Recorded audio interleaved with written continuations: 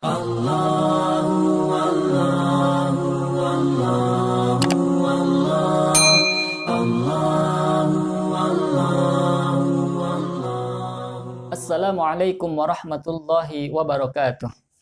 Hamdan wa syukran lillah, salatan wa salaman ala rasulillah wa ala alihi wa sahbihi wa mawalah, amma ba'd. Saudara-saudaraku kaum muslimin wal muslimat rahimakumullah. Saat kita dalam keadaan lemah, dalam keadaan tidak berdaya, maka kita akan membutuhkan seseorang yang bisa menolong kita. Membutuhkan seseorang yang bisa kita jadikan sebagai tempat bergantung atas segala kebutuhan kita. Kita membutuhkan seseorang untuk kita tempat bersandar. Maka begitulah hidup kita manusia. Manusia adalah makhluk yang lemah. Makhluk yang tidak berdaya apa-apa, makhluk yang tidak punya kekuatan, maka tentu kita butuh tempat untuk kita bersandar. Kita butuh untuk tempat meminta pertolongan.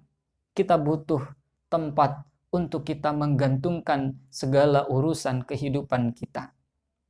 Dan tiada lain yang pantas untuk kita jadikan tempat bersandar, tempat kita memohon pertolongan, dan tempat untuk kita menggantungkan segala urusan hidup kita kecuali Allah Subhanahu wa Ta'ala.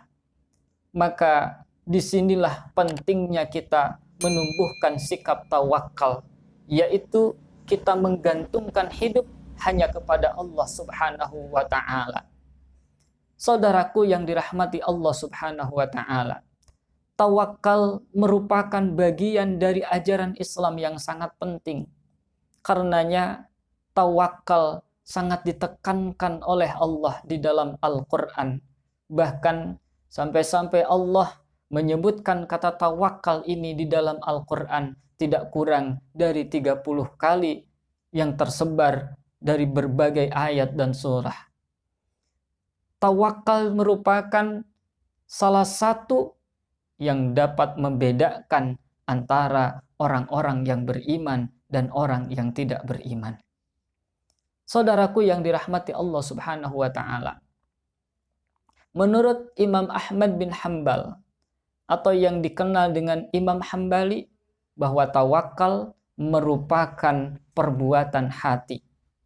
Artinya tawakal bukanlah sesuatu yang dapat diucapkan oleh lisan. Tawakal juga bukan sesuatu yang bisa dilakukan oleh anggota tubuh. Atau bahkan tawakal bukanlah merupakan sebuah wacana atau sekedar pengetahuan. Tetapi sekali lagi, tawakal merupakan perbuatan hati, sehingga ia tidak bisa diwujudkan dalam bentuk fisik. Seperti misalkan ia hanya berdiam diri tanpa melakukan suatu ikhtiar lahiriah dengan alasan tawakal kepada Allah Subhanahu wa Ta'ala. Tentu tawakal itu bukan seperti itu. Sikap pasrah yang ditunjukkan dengan tidak adanya usaha fisik atau ikhtiar lahiriah seperti itu tidak bisa disebut sebagai tawakal. Tetapi ibarat perang merupakan sikap menyerah sebelum ia maju ke medan pertempuran. Rasulullah Shallallahu Alaihi Wasallam memberikan gambaran tentang tawakal, sebagaimana beliau Shallallahu Alaihi Wasallam sabdakan dalam sebuah hadis yang diriwayatkan oleh Imam Ibnu Hibban, yang penggalan kalimatnya Rasulullah menyatakan, "I'qilha wa tawakkal." Ikatlah untamu, lalu bertawakallah. Hadis ini memberikan pengertian bahwa tawakal tidak meniadakan usaha lahiriah atau perbuatan fisik seperti yang dicontohkan dalam hadis tersebut, yakni dengan mengikat seekor unta ketika seseorang menginginkan hewan ternaknya itu tidak meninggalkan dirinya atau hilang. Artinya, tawakal tidak cukup hanya dengan mengatakan aku bertawakal kepada Allah tanpa mengunci pintu saat kita meninggalkan rumah. Tawakal bukan berarti ya sudah kita serahkan saja kepada Allah tanpa kita mengunci kendaraan saat kita meninggalkan kendaraan itu. Tetapi tawakal harus dibarengi dengan ikhtiar, harus dibarengi dengan usaha lahiriah. Pertanyaan yang muncul kemudian adalah, kapan seharusnya tawakal itu dilakukan? Apakah sebelum, pada saat, atau setelah kita melakukan usaha atau ikhtiar? Saudaraku yang dirahmati Allah Subhanahu wa Ta'ala, kalau kita perhatikan dalam hadis tersebut, maka jelas Rasulullah Shallallahu Alaihi Wasallam memerintahkan agar seseorang berusaha atau berikhtiar terlebih dahulu, baru kemudian ia bertawakal kepada Allah Subhanahu wa Ta'ala. Artinya, manusia tidak boleh berdiam diri, berpangku tangan, berenak-enakan, atau bermalas-malasan, sementara usahanya diserahkan begitu saja kepada Allah Subhanahu wa Ta'ala. Tetapi kalau kita lihat ya, dalam salah satu ayat, jika hadis ini kita hubungkan dengan salah satu ayat di dalam Quran surah Ali Imran ayat 159, Allah Subhanahu wa Ta'ala berfirman, "Fa idza azamta fatawakkal 'alallah, innallaha yuhibbul mutawakkilin." Kemudian, apabila kamu telah membulatkan tekad, maka bertawakallah kepada Allah. Sesungguhnya Allah menyukai orang-orang yang bertawakal. Maka saudaraku yang dirahmati Allah Subhanahu wa Ta'ala, melihat ayat ini kita akan mengetahui bahwa ketika kita baru sampai pada tahapan niat saja untuk mencapai sesuatu, untuk melakukan sesuatu, atau kalau dalam bahasa Jawa kerentek dalam hati, pada tahap itu pun kita sudah harus bertawakal kepada Allah Subhanahu wa Ta'ala. Dengan kata lain, tawakal harus dilakukan baik sebelum maupun sesudah kita berusaha untuk mencapai maksud tertentu. Saudaraku yang dirahmati Allah Subhanahu wa Ta'ala, kita semua mengetahui bahwa perbuatan atau usaha manusia itu terdiri dari 3 tahap, yakni tahap niat, yang kedua tahap pelaksanaan, dan ketiga tahap hasil. Suatu contoh, ketika kita mau berusaha, kita mau berdagang misalkan, maka kita berniat untuk berdagang. Besok saya akan berdagang. Apa yang akan saya jual? Maka dikonsep, direncanakan. Setelah itu kemudian dilaksanakan. Dan setelah dilaksanakan, bagaimana hasilnya?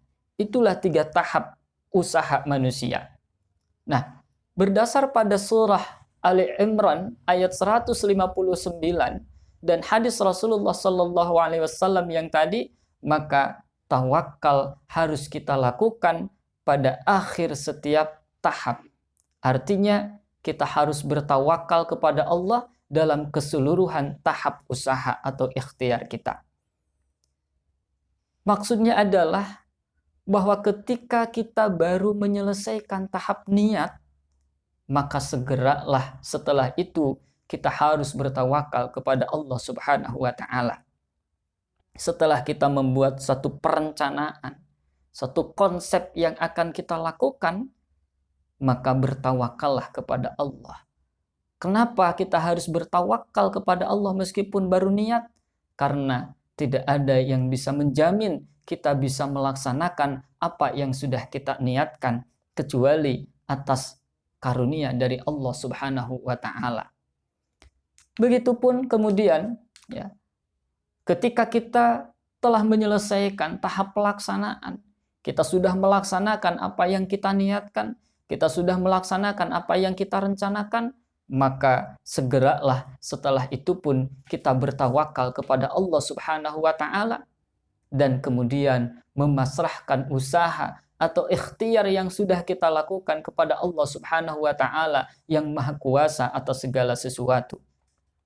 Dan akhirnya ketika kita telah sampai pada tahap terakhir, yakni tahap hasil, kita harus lebih bertawakal, dengan memasrahkan apapun hasilnya kepada Allah Subhanahu wa taala yang Maha Adil dan Maha Bijaksana. Sebab apa? Sebab tahap hasil adalah wilayah Allah Subhanahu wa taala. Bagaimanapun Allah Subhanahu wa taala lebih tahu apa yang terbaik untuk hambanya. Jika hasilnya positif, yakni Allah Subhanahu wa taala memberi kita keberhasilan atas usaha yang telah kita lakukan, maka kita bersyukur kepada Allah. Dan jika sebaliknya, ternyata apa yang kita usahakan tidak berhasil, tidak tercapai, maka hendaklah kita mengintrospeksi atau mengevaluasi dari mana letak kesalahan, di mana letak kekurangannya, seraya tetap ia bersabar dan ridho atas apa yang telah Allah berikan kepadanya. Saudaraku yang dirahmati Allah Subhanahu wa taala, sikap tawakal memiliki banyak sekali hikmah sebagaimana ditegaskan di dalam Al-Qur'an. Di antaranya adalah pertama, orang-orang yang bertawakal kepada Allah Subhanahu wa taala, ia akan mendapatkan perlindungan, pertolongan, dan bahkan anugerah dari Allah Subhanahu wa taala. Sebagaimana Allah Subhanahu wa taala berfirman di dalam Quran surah Al-Anfal ayat ke-49. A'udzu billahi minasyaitonir rajim. Bismillahirrahmanirrahim. Wa may yatawakkal 'alallahi fa innallaha 'azizun hakim. Barang siapa yang bertawakal kepada Allah, maka sesungguhnya Allah Maha Perkasa lagi Maha Bijaksana. Orang-orang yang senantiasa bertawakal kepada Allah dalam setiap urusannya, maka Allah akan menunjukkan bukti keperkasaan dan kebijaksanaannya. Tentu saudaraku yang dirahmati Allah Subhanahu wa taala, kita ingat bagaimana ketika Rasulullah Shallallahu Alaihi Wasallam hendak diburu oleh orang kafir Quraisy dengan diacungi sebilah pedang, terhunus oleh seorang kafir Quraisy bernama Suraqah bin Malik. Dalam keadaan seperti itu, Rasulullah Shallallahu Alaihi Wasallam yang hatinya selalu bertawakal kepada Allah Subhanahu wa taala mendapatkan perlindungan darinya.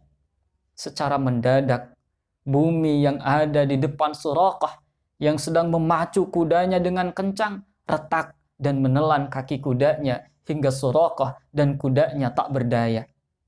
Suraqah kemudian menyerah pada Rasulullah Sallallahu Alaihi Wasallam dan meminta maaf dan mengajak berdamai. Itu sebagai contoh buah dari ketawakalan kepada Allah Subhanahu wa taala. Allah akan selalu memberikan perlindungan kepadanya. Yang kedua, orang yang senantiasa bertawakal kepada Allah Subhanahu wa taala, maka ia akan mendapatkan kebaikan dan kebahagiaan fid dunya wal akhirah. Hal ini sebagaimana Allah Subhanahu wa taala firmankan di dalam Quran surah An-Nahl ayat 41 sampai 42 yang maknanya wallahu a'lam bissawab, dan orang-orang yang berhijrah karena Allah sesudah mereka dianiaya, pasti kata Allah, kami akan memberikan tempat yang bagus, tempat yang baik kepada mereka di dunia, dan sesungguhnya pahala di akhirat adalah lebih besar. Kalau mereka mengetahui, yaitu orang-orang yang sabar dan hanya kepada Allah saja mereka bertawakal. Allah menjanjikan kepada orang-orang yang bertawakal, ia akan diberikan kemudahan hidup, diberikan kebaikan hidup fid dunya wal akhirah. Orang-orang yang selalu bertawakal kepada Allah dalam seluruh aspek kehidupannya akan selalu mendapatkan balasan dari Allah Subhanahu wa taala. Tidak hanya balasan kebaikan di dunia, tetapi terlebih balasan di akhirat nanti yang tentunya itu lebih besar. Di dunia saja mereka akan hidup dengan tenang dan tentram sehingga terhindar dari rasa stres maupun depresi yang berkepanjangan. Terlebih nanti di akhirat mereka akan mendapatkan surga yang tinggi Karena Allah Subhanahu wa Ta'ala mencintai orang-orang yang senantiasa bertawakal kepadanya. Yang ketiga, orang yang bertawakal hidupnya akan dicukupi oleh Allah Subhanahu wa Ta'ala. Hal ini sebagaimana ditegaskan di dalam surah At-Talaq ayat ketiga. Allah Subhanahu wa Ta'ala berfirman, "Wa may yatawakkal 'alallahi fahuwa hasbuh." Siapa yang bertawakal kepada Allah Subhanahu wa Ta'ala, niscaya Allah akan mencukupkan segala keperluannya. Saudaraku yang dirahmati Allah Subhanahu wa Ta'ala, ayat ini merupakan jaminan dari Allah bahwa orang-orang yang bertawakal, orang-orang yang hatinya senantiasa bergantung kepada Allah Subhanahu wa Ta'ala akan dicukupi seluruh keperluan hidupnya, baik secara material maupun spiritual. Orang-orang yang hidupnya dicukupi oleh Allah tentu tidak mungkin ia akan mengalami kekurangan, meskipun bisa jadi orang tersebut hartanya tidak banyak. Hartanya cukup-cukup saja, tidak berlebih. Dia hidup dalam keadaan yang sederhana, tetapi dia akan selalu merasa cukup dengan apa yang Allah berikan kepadanya. Demikian pula orang-orang yang diberikan oleh Allah karunia berupa kekayaan, hatinya selalu bertawakal, tidak akan mengalami kekhawatiran akan bangkrut sebab Allah selalu mencukupinya. Sebaliknya, saudaraku yang dirahmati Allah Subhanahu wa Ta'ala, banyak orang-orang yang kaya raya tetapi mereka masih suka serakah dengan berbuat curang atau mengambil hak orang lain dengan jalan yang tidak benar. Mereka mencari keuntungan yang besar dengan menzalimi orang lain. Mereka hidupnya tidak pernah merasa cukup. Kenapa? Karena mereka tidak bertawakal kepada Allah Subhanahu wa Ta'ala. Orang-orang seperti itu tidak akan pernah merasa cukup dalam hidupnya. Karena apa? Allah membuatnya tidak cukup. Meski hartanya segudang, mesti hartanya melimpah, tetapi hatinya tidak pernah merasa cukup. Saudaraku yang dirahmati Allah Subhanahu wa Ta'ala, semoga kita semua dikaruniai oleh Allah hati yang senantiasa bertawakal kepadanya. Dan Allah Subhanahu wa Ta'ala senantiasa memberi kita perlindungan dan Allah memberi kita kecukupan dalam hidup. Demikian yang dapat saya sampaikan. Kurang lebihnya mohon maaf. Akhirul kalam. Assalamualaikum warahmatullahi wabarakatuh.